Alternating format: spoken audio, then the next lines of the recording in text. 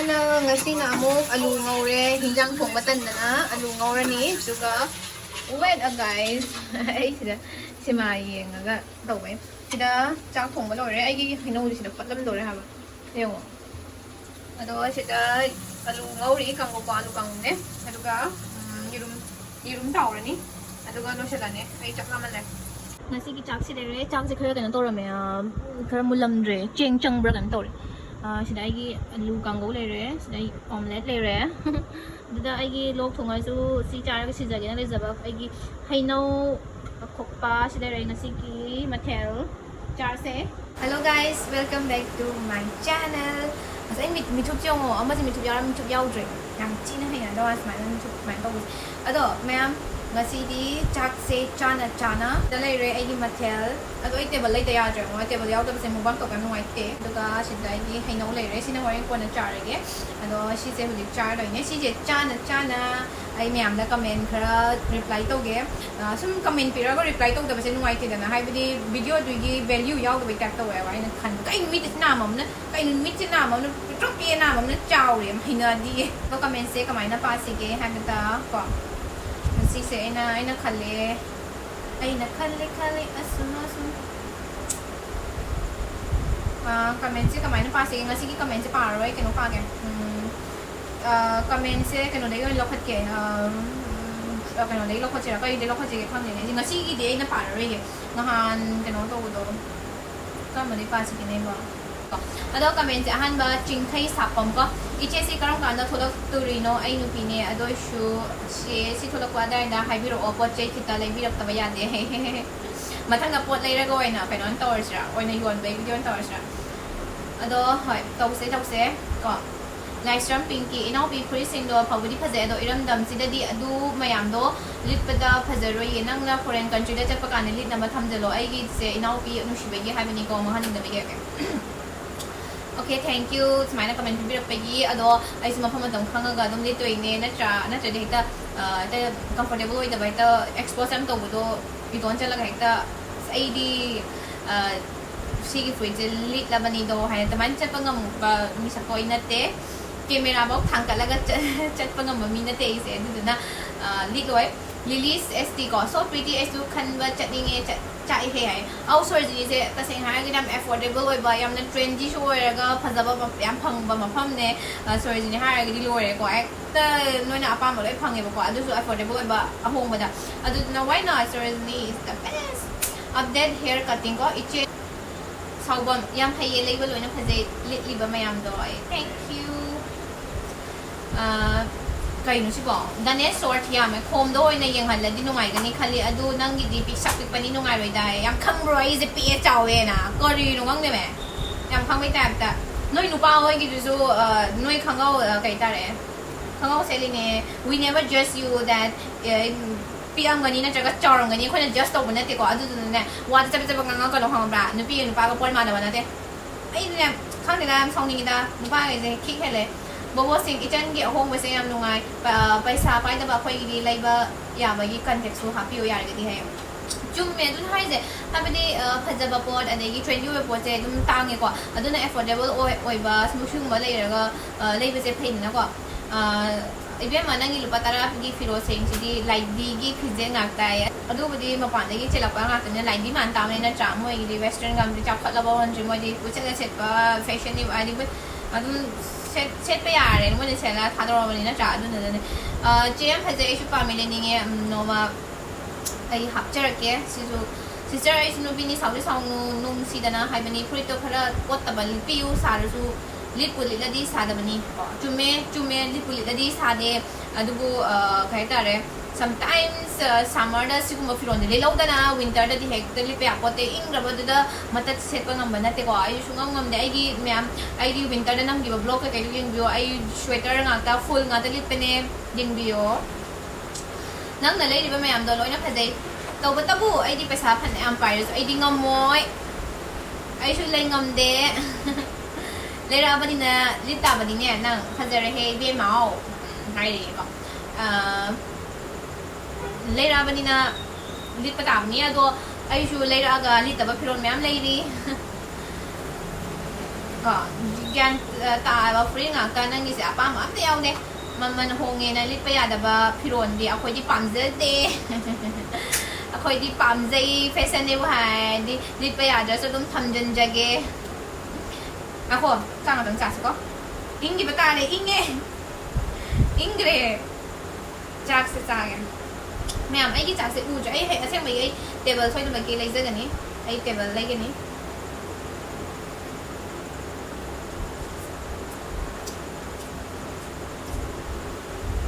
saya ini merontak kenapa soalnya cara banyak kan cara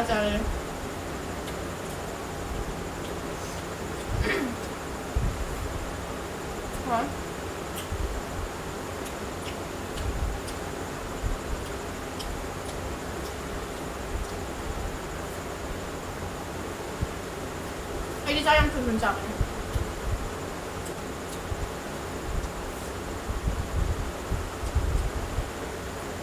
ไอ้ตั้มจับไปตั้งแล้วไอ้คุณเจนใช้มือเราค่ายหรือไม่คุณเจนใช้ไม่ยามยังว่าวิดีโออีกแต่มันก็ยี่โค้งจะทำมันก็จ้าอย่างเดียว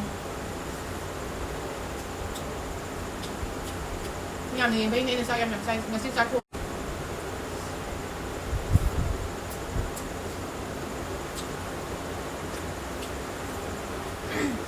ให้ยังอะไรบ้างเลยด้วยที่ฟินมันพูดเลยเนี่ย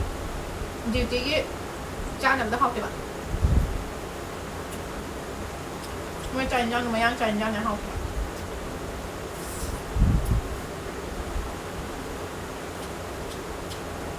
ไอ้ที่ไม่ยามกับเมนเจ็ดต้องป่าไอ้ที่น้ำนกนี่ไงไอ้ต้องนกก็需要ไอ้กับเมนเจ็ดก็ไอ้ต้องก็ช่องนึงก็需要ไอ้อันนี้กับเมนเจ็ดได้เป็นมีก็ต้องจิ้งโถกับขบานเนี่ยเซ็ตกับทันหนึ่งมันก็要ไอ้ทำยาวกว่านั้นก็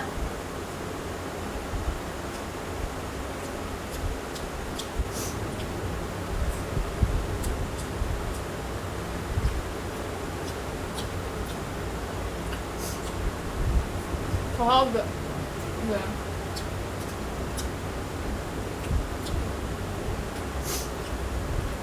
加些困难的，再看他不给。我好久没干。这个 plate 这样的卤没不过，这个摆不同的话呢。加点下不过呢，对的。加破慢慢的等下不过呢。一笼这把木了吧？你加些了给到。木肉是还个，等下菜是的。신주군보다 이제 먹사고 밤에 봐도 스마일에 더 이긴 장 너무 먹 사면 싸면 가면 돼. 이제 와인 가는 거야. 미 rồi nè hai. I제 와인 가는 거.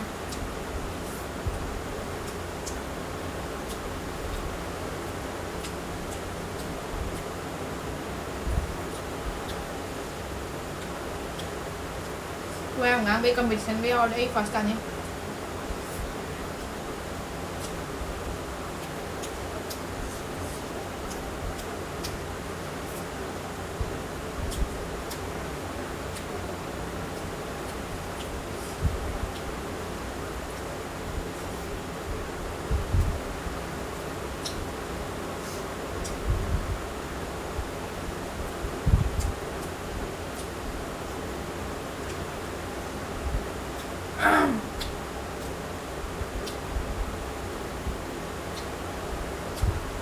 ไอ้พวกพันธุ์ทะเลมรกช้ำชายอะแบบนั่งยี่ฟริโตพอบุตรพัชราเงี้ยนี่ค่อยมาแล้วก็อุดรดิเซนไกด์หรือนูราทัวร์นี่ให้หรือก็เราไว้ในปีนี้ให้อันนี้นังสิเห็นมาเลยโซ่สุปังเต้า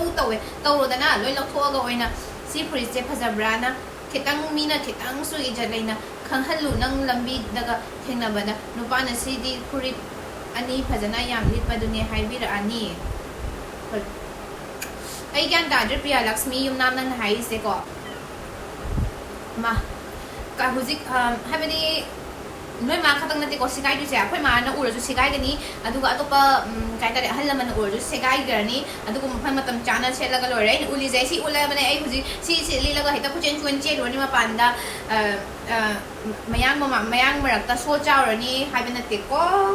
ยังบีโอก็ดุมเลยละบันเนี่ยไม่ยังดูอุดปันเนี่ยคุยเจกับมันตัวอีน้องพันจะบันเนี่ยเขาปันเนี่ยอุดปันเนี่ยก็โดนแกแต่ตัวมันทั้งอิสนาซิสเต็มแต่ใครแบบซิสเต็ม ꯑꯝꯇ ꯇꯧꯖꯒꯦ ꯌꯥꯒꯗ꯭ꯔꯣ ꯇꯧꯍꯟꯒꯦ ꯍꯥꯏꯔꯗꯤ ꯅꯪꯒꯤ ꯂꯩꯐꯝꯗꯨꯗ ꯂꯥꯛꯀꯗꯣꯏꯅꯦ ꯀꯩꯅꯣ ꯇꯧꯖꯒꯦꯕꯣ ꯑꯩ ꯒ꯭ꯌꯥꯟ ꯇꯥꯗ꯭ꯔꯦ ꯁꯤꯁꯦ ꯃꯤꯅꯤꯡ ꯑꯅꯤ ꯑꯍꯨꯝ ꯑꯣꯏꯅ ꯊꯣꯛꯑꯦꯀꯣ ꯌꯥꯝ ꯐꯪꯗ ꯃꯥꯜꯂꯦ ꯍꯧꯖꯤꯛꯀꯥꯟꯗꯤ ꯑꯗꯨꯝ ꯄꯩꯁꯥ ꯄꯤꯔꯒ ꯃꯌꯥꯝ ꯇꯧꯕ ꯌꯥꯕꯅꯤꯀꯣ ꯃꯐꯝ ꯈꯪꯗ꯭ꯔꯒꯁꯨ ꯑꯗꯨꯝ ꯍꯥꯏꯕꯤꯔꯛꯑꯣ ꯇꯥꯛꯄꯤꯒꯦ ꯀꯔꯤꯅꯣ ꯈꯪꯗꯦ 오케이 ममिंगसे कमायन हाइगे सनी 919 सनी याम फजग्रबा सनी लियोनी ममिंग द मांगथोकनो खंगबा मिनाय हाइगे चे फने गमते सेपिरो चेगी याम येनिगे चे सोइदे बि सेपिरो आई सोइदना सेचरके अदो फने से कना तवे फने लेतबा अदो आई जे फने लेतबगिने आई सोइदना माइतेगी फिरो थालके अदुगा आई सोइदना सेचरके नेक्स्ट ब्लॉग का फजना ड्रेस अप तौरगा तौरो सोइदना तौरके को सिस्टर नंग क्रांग द रिंग वांग द तौरम दो माले को मी से यामना काइतरे मी से को मोत बना तबा यामना काइतर अरे मी से याम मोत मा बना तबा मा खोगी मा काइतरे चमोना बि मान गाय लेदना अदमाइना मान बै वाने को खंगब्रा अदमाइना मान जरगा सु ai hai ni se अदमाइना मान जरगा सु को अदुम नुटी इरुजबा लेई को अदुम नालगा नुटी इरुजरगा अदुम मोत मान बा मिसु दुम लेई अदुगा यामना samgade chamonarga dum leiba samga so habedi sam ram rough oi ba pamdo adune ai na pamise ko yengiro koino ri wam to to dabra da koino ne nangi dress tu di lening ba phaude khara phajaba le roi phajaba mam leirake do paisa leiraka ne phajana la thoga li dadi phajadau ne he nai nang da khara ka to ma le khara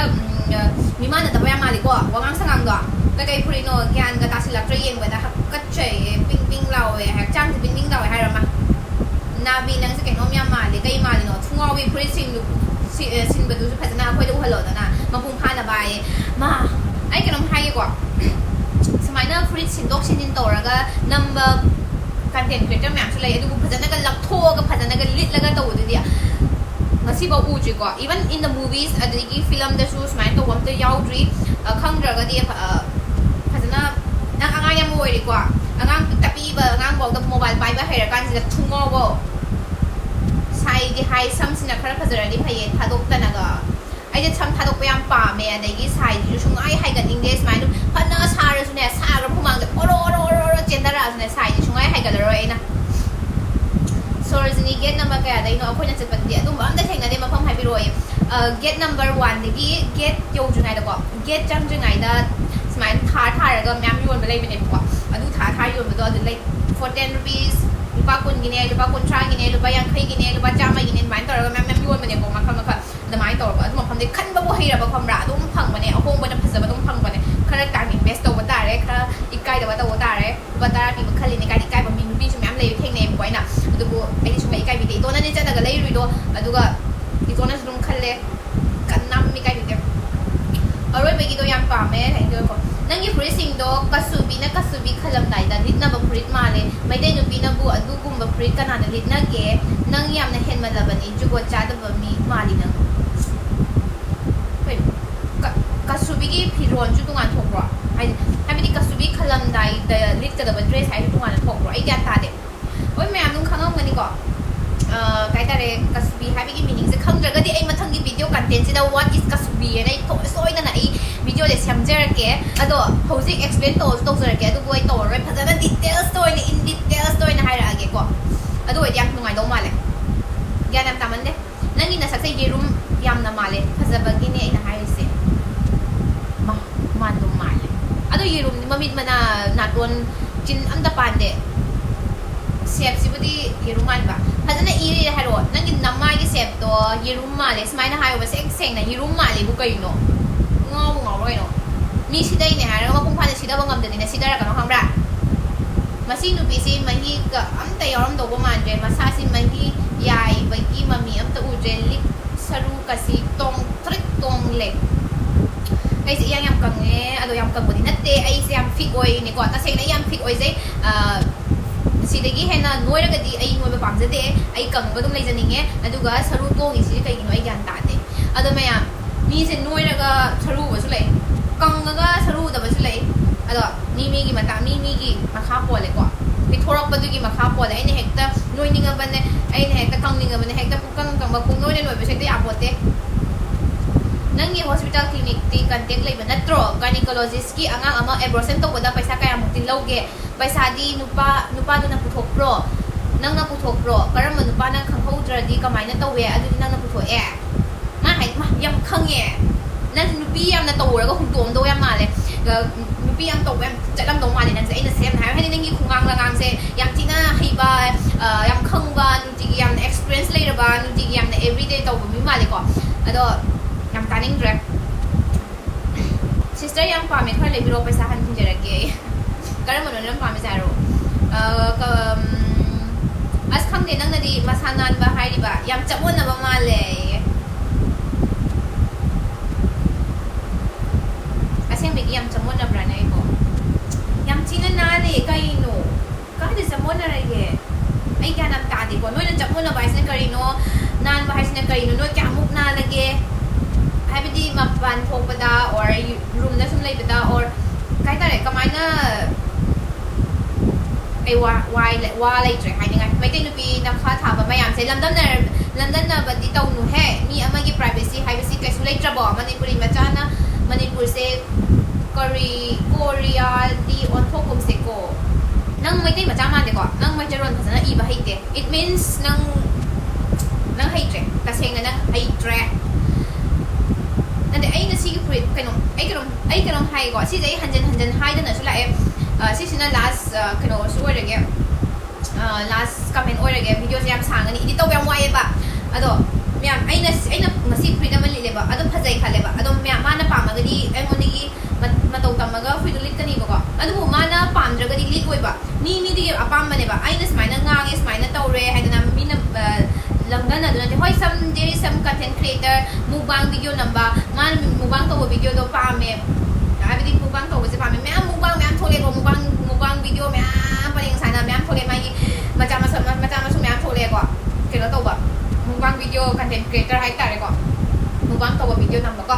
ado aina smaina gumba content seme aduma seme na ai mathung in pira ko medium te yaw tene ko habidi mo do ngamdabigi or ke haisra adu haida aina haise keno ne ba just example ne ba mina ngamagadi dum ngamgani ngamdragadi ngamoi ba adu na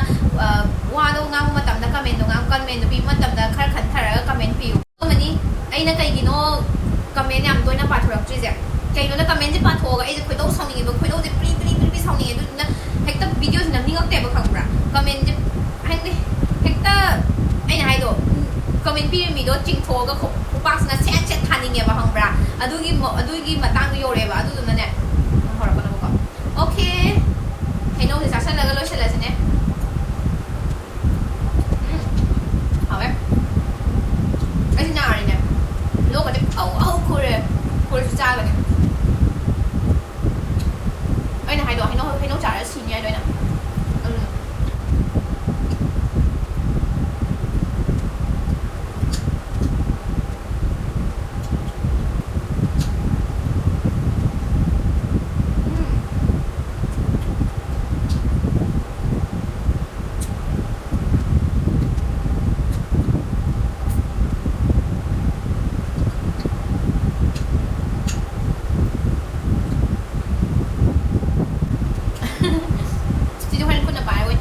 Hello guys, video se edit taw yang wai ba smaina comment mo pa thok jam sang bai ko ado ko yari ge edit video se sang aning de ba hambra myam boring chu ye khange ado habedi hoi ning ba mina do mai ge video se support ni mina support do ne ning de mina de ai habedi comment phatta ba ining ba khoi do saw ning ba mi sine hekta kai ta de saw ba je phong do ba ngam da ba kai ge se khoi do ba saw ning ga I have a bad day ha ra ai comment se la ga te i ra ge ha ra la ba mi syam yaram ga ni bo ai na sum khanja ba da kai no da noi comment ching yam sathi ba kize ba comment yam yaw ba hamra par kan da kai no what is this mana ga ha ba khalla ga dum yaw do just ignore to we adu ko ketang ken to mi na ga halla man ga comment du ga pa ga di sum la na khan doi ni ko adu ne hai je mai dei macha mana mai dei macha bu sida ba tikhat ning da ba do hamra na mai to we ba dum ba do ne bye video special again